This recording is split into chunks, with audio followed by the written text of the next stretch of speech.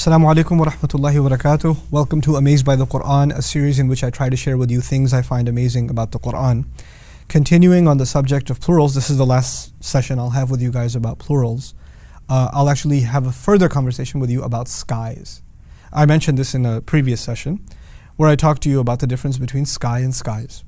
And I told you that sky in the Quran is actually limitless. Whatever lies above is sama. And a limited term is samawat.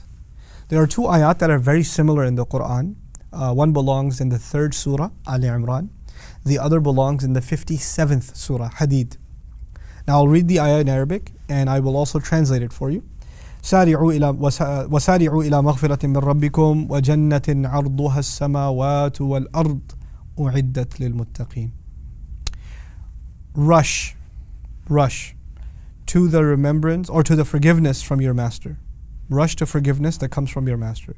And rush towards a heaven, a Jannah, a garden, whose size is the skies and the earth. Now I'd like you to remember this part. What is Jannah's size compared to, heaven's size compared to? The skies, plural, the skies and the earth. It has been prepared, أُعِدَّتْ لِلْمُتَّقِينَ, for people who are cautious. Okay, so in this ayah, what is the size of Jannah compared to? It is the size of the skies and the earth. And I'm reminding you again, skies are limited.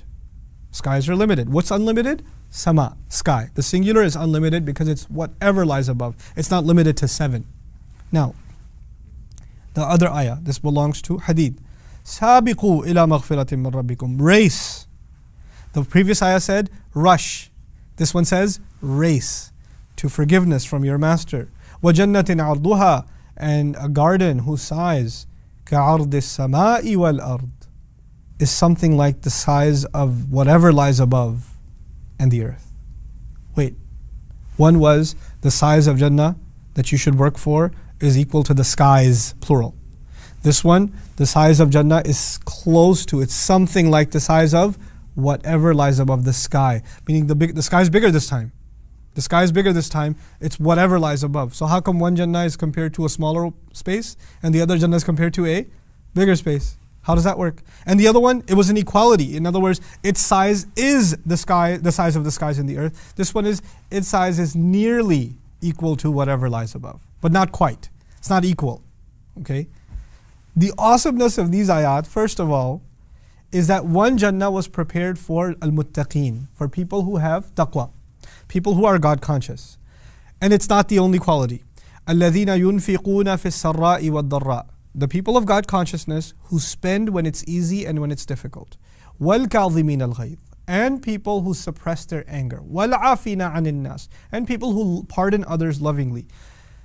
Whoa. وَاللَّهُ يُحِبُّ الْمُحْسِنِينَ. And Allah loves those who excel. Wait. So this Jannah has been prepared for the God conscious who spend when it's easy or difficult, who also suppress their anger and lovingly pardon people and excel. Is that everybody? That's actually a very limited number of people. I mean, you could be God conscious but not spend. But being God conscious and being someone who spends, or maybe spending secretly and openly, whoa, that's even less number of people. On top of that, okay, you're God conscious, you spend and you suppress your anger, now there's a lesser group of people. And on top of that, you pardon others, willingly and lovingly. Whoa, that's even a lesser group of people. And on top of that, you excel in everything you do. Whoa, that's a really limited number of people. You got it? Now, when he talked about that Jannah, you know what he said? Its Jannah is actually lesser in size because you don't need that much space for those lesser people. It actually restricts the population that will enter that Jannah. So samawat, the skies. But the second Jannah, he said that it can be compared to a much larger sky. The sky, everything that lies above, it's much bigger. So I ask myself, wait, so the second Jannah is being compared to much bigger real estate. If it's more real estate, it means there's got to be more people in it. So who is this Jannah prepared for? Listen to this carefully. He says, أُعِدَّتْ لِلَّذِينَ آمَنُوا بِاللَّهِ وَرُسُولِهِ. It has been prepared for those who believed in Allah and any or all of His messengers. No other condition. No other condition. Compare the conditions in the first Jannah, and what do you find? People that are already awesome because they're muttaqeen. Then they're super awesome on top of that because they spend and they're charitable when it's easy and when it's hard. when it's open or private or public. Then on top of that, they forgive and they suppress it. Oh my God, these are amazing people. They have special real estate. But much wider doors of heaven have been opened. And the only condition God places on these people is, so long as you believe in Allah and His messengers. Look at the word messengers. Because you know what that does? That opens the door to everybody, from Adam alayhi salam to now anybody who believed in any messenger. It's so broad. Now, when you appreciate that, then you start realizing that Allah has actually opened the gates of Jannah pretty wide in this next ayah. Like it seemed when you just study the ayah of Ali Imran that the gates are open for a limited group. But in this ayah, the gates are open far and wide, so wide open. That's a huge favor from Allah, isn't it? In other words, what I'm trying to get at to you is in the ayah of Ali Imran, Allah has given us requirements for heaven, but in the ayah of Hadid, Allah has done us a favor like nowhere else. A much bigger favor. Look at the perfection of Allah's speech. Something He says in Hadid, He does not say in Ali Imran. He says, ذَلِكَ فَضْلُ اللَّهِ يُؤْتِيهِ مَنْ يَشَاءُ وَاللَّهُ ذُو الْفَضْلِ الْعَظِيمِ. That is the favor of Allah. He gives it to whoever He wants. And Allah possesses the ultimate favor. The ayah in which He did humanity a bigger favor by not putting hard restrictions on heaven. He ended the ayah by saying, that's the favor I give, and I can give whatever favor I want. I possess all the favors. Because human beings hear that ayah say, no, but you should put more conditions on people. You should have more restrictions. You shouldn't just give them, you shouldn't just tell them this part. There should be more things that are said, and they pray and they do this and they do this. And I'm not saying you shouldn't do any of those things, but Allah is opening that door because He wants to give hope. You know what I'm reminded of?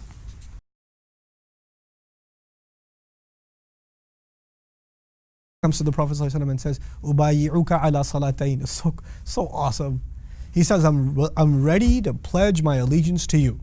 Pledging your allegiance to the Prophet means accepting Islam. I'm ready to pledge my allegiance to you for 2 prayers. How many prayers were supposed to pray? 5. Companions are sitting in his company. Homeboy shows up and says, I'm ready to be Muslim, but I ain't going to give you more than 2. The Prophet ﷺ says, that's fine, pledge your allegiance. The companions are in shock, like, 5 is a pretty big deal. You're not supposed to, how did you let that go? And the guy went off happy, got it. Rasulullah ﷺ described to them that once he tastes the sweetness of prayer, he'll come to 5 himself. When you start worrying about controlling how people will grow, Allah has a plan for how people will grow. Allah in this ayah says, just believe in Allah and His Messenger. And when that faith enters your heart, how that will grow into good deeds is natural. You don't have to restrict that. So don't make people hopeless from the beginning. Don't give too many requirements from the beginning. That's the beauty of this message. Allah gives people enough that they can get hope.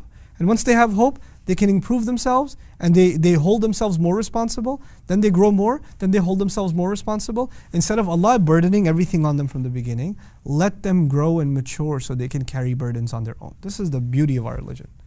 Just between these 2 ayat, how Allah opens the doors to Jannah. May Allah Azza wa Jal enter us into the highest levels of Jannah and allow us to enter through those wonderful gates. Barakallahu li wa lakum. Wassalamu alaikum wa rahmatullahi wa barakatuh.